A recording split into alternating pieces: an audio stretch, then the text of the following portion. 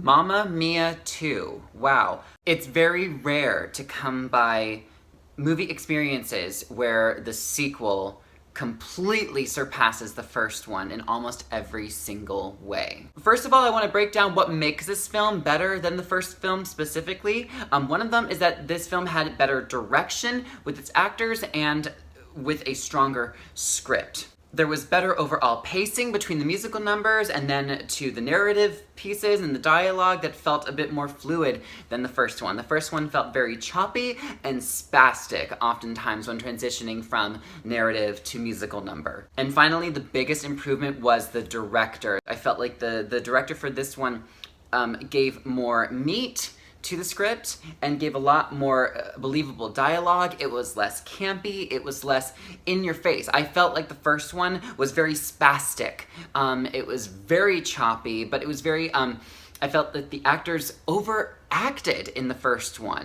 But I'm not here to talk about the first one, I want to talk about this film specifically, and as for the things that I loved, first and foremost, I gotta give props to Lily James. She was a major draw as to why I even wanted to see the sequel, but she stole the movie. Lily James plays the younger version of Meryl Streep's character that is established in the first one. In the second one, there is a parallel stories going on between the present day with Amanda Seyfried's character, and then back to Lily James, who is portraying Meryl Streep as a young woman and sort of learning more of her origin story. Lily James gave such an incredible performance. She is such an enchanting actress. She completely steals the show in this movie. Possibly one of her best performances I've ever seen from her.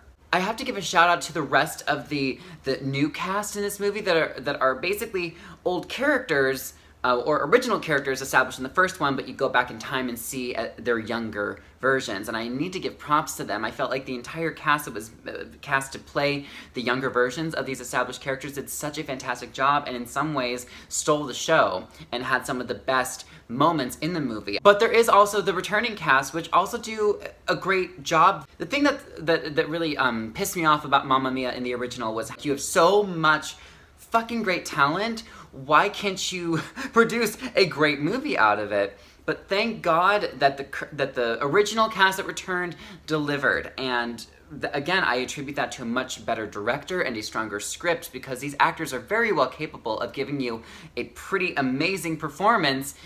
It just all depends on the script and the director, and so I was so happy to see them back, but also with better material in a way that actually made me like them. A major step up for me is that I remember seeing the first one, and I've seen it later as I've gotten older, because the first one came out 10 years ago, and there was only a handful of songs I remember actually liking from the first one.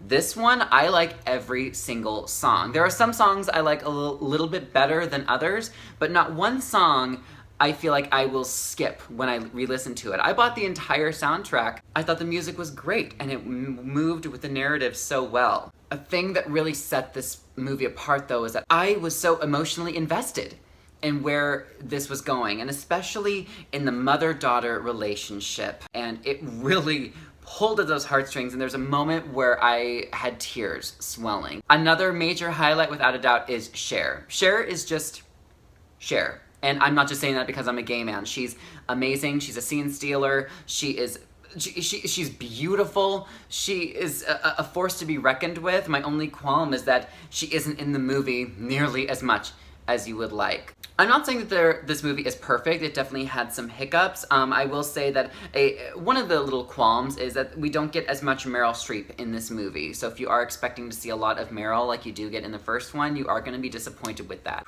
That wasn't a negative element of the script that should have been rewritten. I completely understand the reasons why Meryl Streep, specifically in her character, isn't as present, and I won't give away spoilers.